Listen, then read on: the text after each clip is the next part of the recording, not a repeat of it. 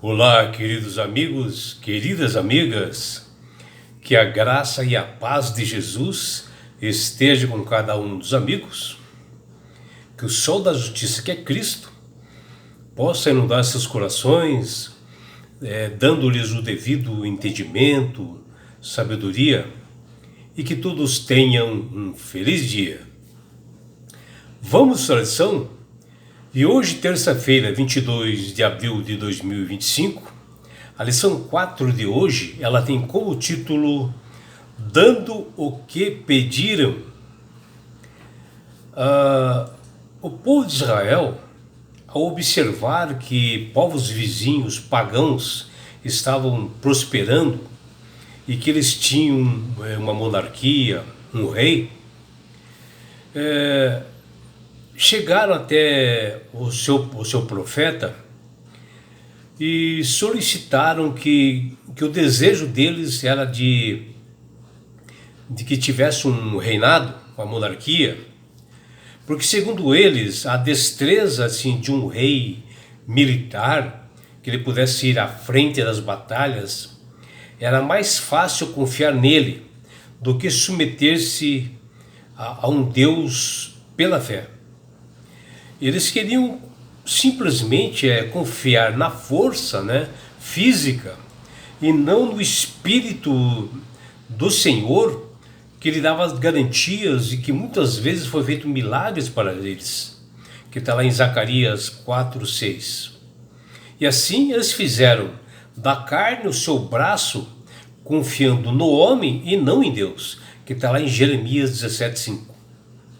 E quando eles fazem esse pedido a Deus, através do profeta, por um reinado, eles estavam simplesmente rejeitando ao Senhor, rejeitando aquele grandioso Deus que tudo criou. E Deus, há muito tempo antes, já havia estabelecido que Israel não deveria ter um monarca humano, porque teriam consequências graves. E mesmo assim, eles solicitaram esse reinado como as demais nações. E com o tempo, porém, a fé de Israel falhou e eles se viram desejando aquilo que as nações e os gentios tinham. E a lição de hoje, ali, 1 Samuel capítulo 8, versículos 4 até 18, menciona nesse capítulo e versículo que os líderes do povo judeu, do povo de Israel, acharam essa ideia de um rei atrativa e interessante para eles. E o que nós vemos assim na história do povo de Israel, que desde a saída lá do Egito, Israel já havia experimentado a grandiosidade de Deus através de muitos milagres que haviam ocorrido. E do cuidado desse Pai Celestial em alimentá-los, em protegê-los e instruí-los realmente nos problemas que eles tinham. E agora, eis que de repente o povo de Israel quer ver a prosperidade das nações pagãs porque eles tinham um rei, e resolve exigir essa monarquia. E assim o grande pecado do povo de Israel levou a eles a ter um governante de si próprio, um rei. E assim o povo de Israel rejeitou a soberania divina, e ter assim realmente decisões por eles mesmos, afastando realmente o grandioso Deus que tudo criou. E o povo de Israel foi atraído por invejar os povos pagãos, pelos seus costumes, idolatria, dessas nações vizinhas que estavam prosperando. E Samuel, que foi o último profeta do povo de Israel, estando ele velho, ele pegou e constituiu os seus filhos como juízes de Israel. Porém, os filhos de Samuel se desviaram do Senhor, de um determinado momento das suas vidas. E a liderança e os anciãos de Israel se reuniram com o profeta Samuel e exigiram uma monarquia, um rei, que está lá em 1 Samuel, capítulo 8, versículo 4. E esta palavra que pediram, constituir um rei para nós, que eles mencionaram, não agradou de forma alguma o profeta já idoso Samuel. Então ele orou para Deus, que permitiu que a vontade do povo assim o fizesse, mas disse que o povo de Israel estaria rejeitando não a ele, profeta Samuel, mas ao grandioso Deus que tudo criou, que tinha dado tudo melhor para aquele povo. E Deus deu ao povo de Israel este reinado. As instituições, no caso a instituição de monarquia pelo povo de Israel, estava colocando uma nova história dentro deste povo, não apenas político, mas principalmente religioso e espiritual. Porque antes eles respondiam diretamente ao Criador do Universo, e com essa monarquia o relacionamento deles havia se seccionado e também colocaria exposto por meio do santuário e seu serviço, entre muitas outras coisas, problemas para eles. Com essa decisão, o povo de Israel trouxe para si a aflição, o sofrimento, perseguições, guerras, intrigas com nações vizinhas, e foi um volume muito grande deles que tentaram se comparar com os gentios, de como eles viviam, E com a monarquia eles deveriam ter assim procedimentos, como, por exemplo, o recrutamento militar obrigatório para as guerras que o rei provocava, impostos, confiscos e outras ações que fazem parte da monarquia. E o povo de Israel passou a ver que os líderes humanos são falíveis, e com a corrupção, desmandos, eles governavam para si. As riquezas ficavam tudo para eles em seu favor, em vez de distribuir as arrecadações com o povo de Israel. Em vez de executarem as coisas com amor, bondade, como Deus fazia e os ensinava. E acabou tudo isso. E o Senhor Deus também, Ele é o nosso Pai amoroso, Ele jamais ignorava um filho dele, quando o filho se aproximasse com o coração triste e quebrantado, ele estava pronto para ajudar.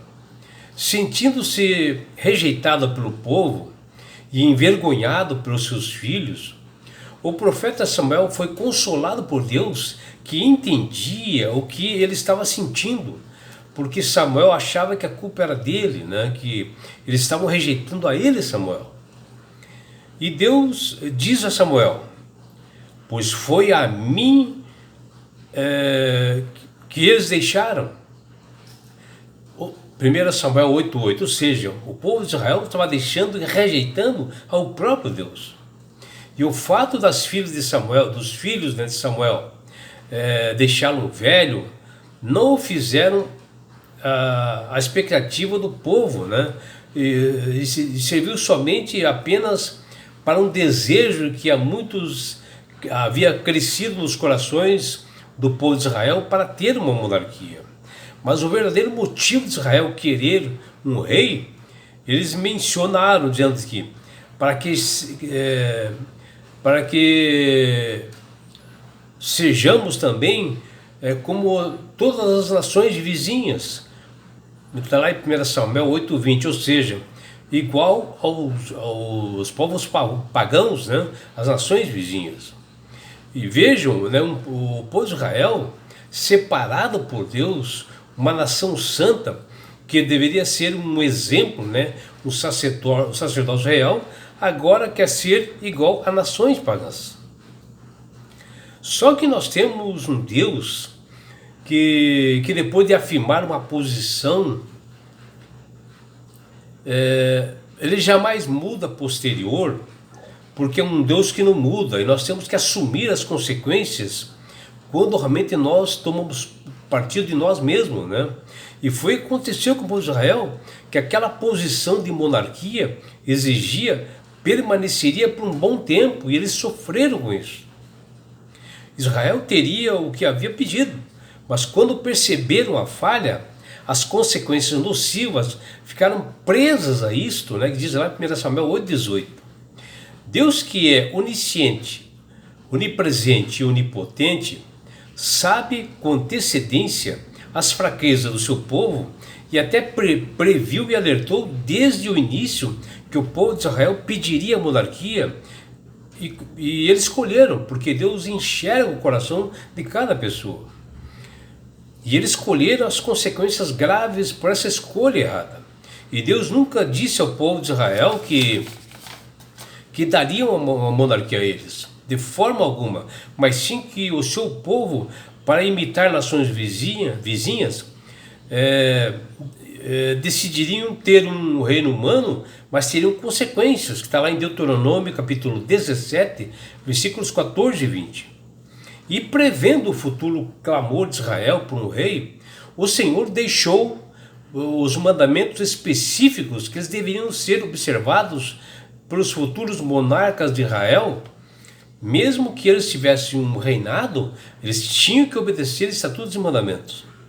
E Deus deu alguns detalhes a mais para o povo de Israel. Ele disse, não multiplicar cavalos, não voltar ao Egito, não multiplicar para si mulheres, nem prata ou ouro, que está lá em Deuteronômio capítulo 17, versículos 16 até 17. Também deveria escrever e consertar consigo as palavras da lei, as escrituras, que eles deviam obedecer, está na íntegra, né? E deveriam ler todos os dias, uma determinação de Deus. E Salomão, por exemplo, foi um rei dotado de excelência e sabedoria, mas parece que ele esqueceu que o Senhor havia dito para ele, que ele esqueceu das leis de Deus e fez tudo o contrário de que Deus havia determinado, e que ele, Salomão, fazia decretos de sua monarquia, e ele decidia por ele mesmo, como foi o caso seguinte, onde o peso de ouro que trazia Salomão a cada ano era de 666 talentos de ouro.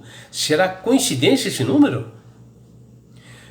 Isso é a quantidade de ouro que Salomão trazia a cada ano, de países vizinhos. E creio que não é outra, por exemplo, os cavalos de Salomão em grandes quantidades, que ele vinha lá do Egito e da Cilícia, onde nunca deviam ter vindo, porque o Senhor determinou que tudo isso não poderia acontecer. Eles não podiam comprar cavalos, eles não poderiam aumentar as riquezas comprando ouro e mais nada. E é claro, Salomão pediu perdão a Deus depois sobre essas ações arrependidas, né? E Deus perdoou, mas teve consequências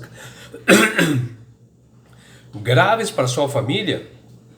E com essa decisão do povo de Israel querer uma monarquia, o que nós vemos assim que dentro da história registra um dos maiores efeitos negativos em todas as áreas, física, emocional e espiritual, de ter um rei, e suas consequências foram enormes. Vejam até mesmo os reis assim considerados bons, né, cometeram falhas incríveis, como foi o caso do rei Davi, que ele resolveu tomar por esposa um dos seus melhores soldados e fiel amigo, chamado Urias, e ficou com Batseba, com a sua esposa. Que coisa incrível, né? E inclusive ele acabou levando esse Urias na frente de batalha, ou seja, ele assassinou um soldado dele. E na sequência, o governo de outros reis, todos eles foram assim, de mal a pior aos olhos de Deus, que diz lá em 1 Reis 11:6 e 2 Reis capítulo 3, versículo 2. E é por isso, meu amigo, minha amiga, que Deus tem falado com todas as pessoas através do Espírito Santo para aceitarem a Jesus como Salvador e Senhor. Porque o próprio Jesus diz: eu sou o caminho, a verdade e a vida. Ninguém vai ao Pai senão por mim. Ou seja, para você ganhar o céu, tem que ser através de Jesus. Não existe outra forma, não existe ninguém, nenhum meio para ser intercessor entre os homens e Deus. É só Jesus. Mas pessoas ainda nos dias de hoje continuam teimando, continuam afrontando a Deus. E quando você aceita Jesus como Salvador e Senhor com sinceridade, você passa a mente observar tudo isso, estatutos e mandamentos, e com isso você ganhar um presente de Deus chamado salvação. E na grande volta de Jesus, Ele levará você, seus filhos, sua família e todos nós para as mansões celestiais. Você já imaginou que presente você ganhará estar assim, ó, face a face com Jesus nas mansões celestiais? E sabe por que Deus quer fazer isto com você, meu amigo, com você, minha amiga? Porque Jesus te ama. Abraços do seu amigo João Carlos Amorim.